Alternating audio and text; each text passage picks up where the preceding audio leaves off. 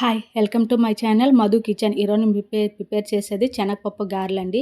పిల్లలు evening snacks కోసం ఏదో ఒకటి అడుగుతున్నారనేసి ఈరోజేమో శనగపప్పునైతే నానబెట్టుకున్నాను. ఒక కప్పుడు నానబెట్టుకొని బాగా కడుక్కొని దాన్నేమో మిక్సీ గిన్నెలో వేసుకుంటున్నాను. మిక్సీ గిన్నెలో వేసుకొని కొంచెం గరుగ్గా మిక్సీ చేసుకోవాలి. మిక్సీ అయిన తర్వాతనేమో ఉల్లిపాయలు, పచ్చిమిరపకాయలు, కరివేపాకు, అల్లం, కొత్తిమీర కట్ చేసుకొని పక్కన పెట్టుకున్నానండి. అవి కూడా మిక్సీ దానిలో వేసుకోవాలి. ఆ శనగపప్పు దానిలోని వేసుకొని కొంచెం జీలకర్ర, సాల్టు,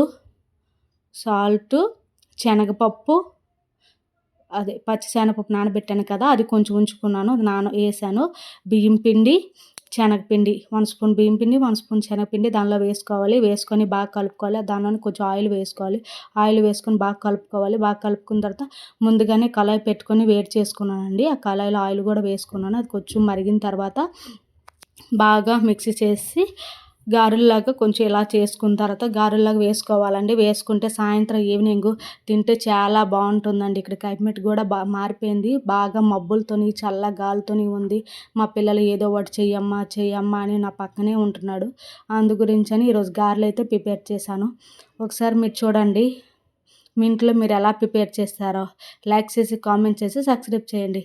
మా పిల్లలు అయితే ఈ గారెల్ని చాలా బాగున్నాయమ్మా అని అన్నారు. మీరు ఒకసారి ట్రై చేయండి. మీకు ఎలా అనిపించిందో కామెంట్ చేయండి. కానీ చాలా రెసిపీగా చాలా బాగున్నాయండి. ఒకసారి మీరు ఎలా ప్రిపేర్ చేయండి, మీకే తెలుస్తుంది ఎంత బాగున్నాయంటే అంత బాగున్నాయి. చూడండి, బ్రౌన్ కలర్ వచ్చే వారికి వేయించుకున్నాను. బ్రౌన్ కలర్ వచ్చిన తర్వాత తీసానండి. తీసి పక్కన పెట్టుకొని ఇంకా కొంచెం ఉన్నాయి కదా, అవి కూడా వేసుకున్నాను. వేసుకొని మా పిల్లలకి ఇచ్చానండి. ఇస్తే చాలా అంటే చాలా బాగున్నాయమ్మా, చాలా బాగా చేసావు అని అన్నారు. సో చూడండి కలర్ ఎంత బాగా వచ్చాయో చూడండి, కొంచెం కూడా విడిపోలేదు. చాలా అంటే చాలా బాగున్నాయి.